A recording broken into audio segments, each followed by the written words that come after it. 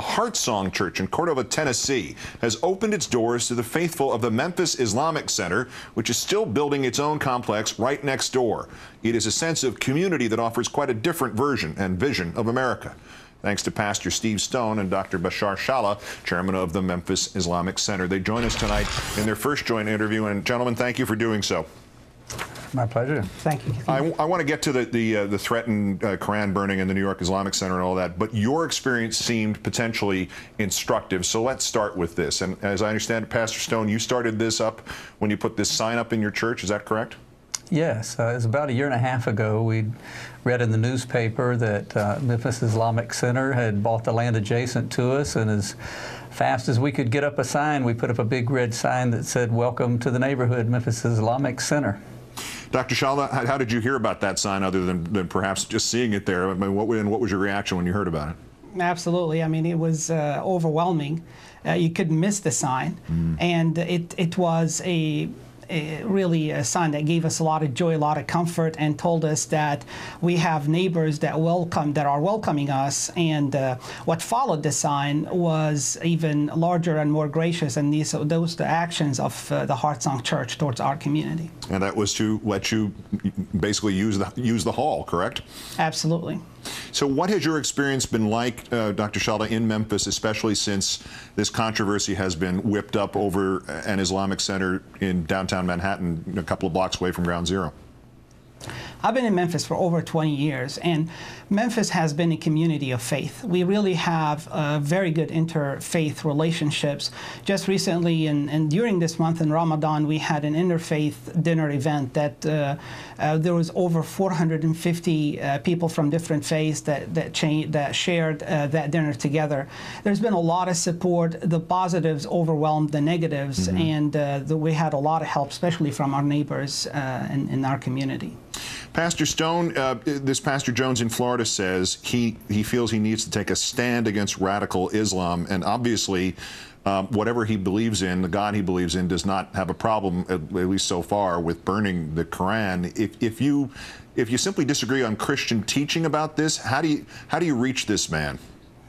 I'm not really sure how you reach him. The way we try to reach everyone is just to have a loving witness to them. I heard him on a station the other day saying about radical Islamists that these are people you just cannot reason with, and I thought that was the pot calling the kettle black.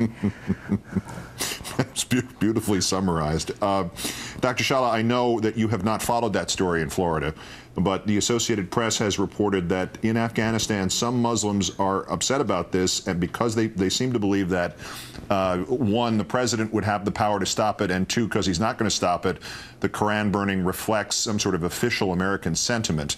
Apart from the issue of Florida, how do we, or how would you, convey to Muslims in the Mideast or Afghanistan that our government does permit things to happen even when it disagrees with those things? Well, Keith, if you don't live freedom, it's sometimes hard to fathom what freedom really means. Yeah. And that's part of the problem of communicating with those who do not enjoy what we have. And to me, what it really means for us here in the United States is for us to really understand what this freedom means, how much of a privilege this is, but the responsibility that comes with that privilege, and how we are responsible for those who defend our rights to have these freedoms. Well, given your assessment of that, how would, in a broader sense, how would you think America should sell itself essentially to Muslims in the Mideast as a society in which Muslims are free to exercise their rights, not because they're Muslims or not Muslims, but because everybody is free to express those rights? I think I would share positive stories like what we're doing here tonight to show that people have the choice and the freedom to do good, and the freedom not to choose not to do good if they want to. Pastor Stone, can you assess for us this equivalence that people like John Boehner and Sarah Palin have drawn between burning the Quran and building an Islamic center?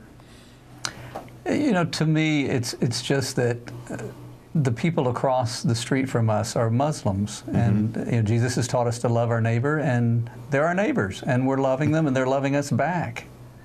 I don't see any comparison. Dr. Shala, since you mentioned that the story like this is a good message to people about what this is really about, is there anything you want to add to our understanding of what's going on in Memphis or in this larger picture that's suddenly come upon us in this country? I would just love to see more of the Heart Song Memphis Islamic Center stories all over the nation, and I believe these stories do exist. And I would just like to express my gratitude to Pastor Stone and his flock for the loving and the welcoming that they have shown us, and I thank you for having me on your show, Keith. Well, thank you. And Pastor Stone, your final thoughts to add to this? It's just been our honor to host our neighbors, and we're really enjoying getting to know them. Dr. Bashar Shala of the Memphis Islamic Center, Pastor Steve Stone of the Heart Song Church, many thanks, and not just for the interview. Thank you very much. Thank you.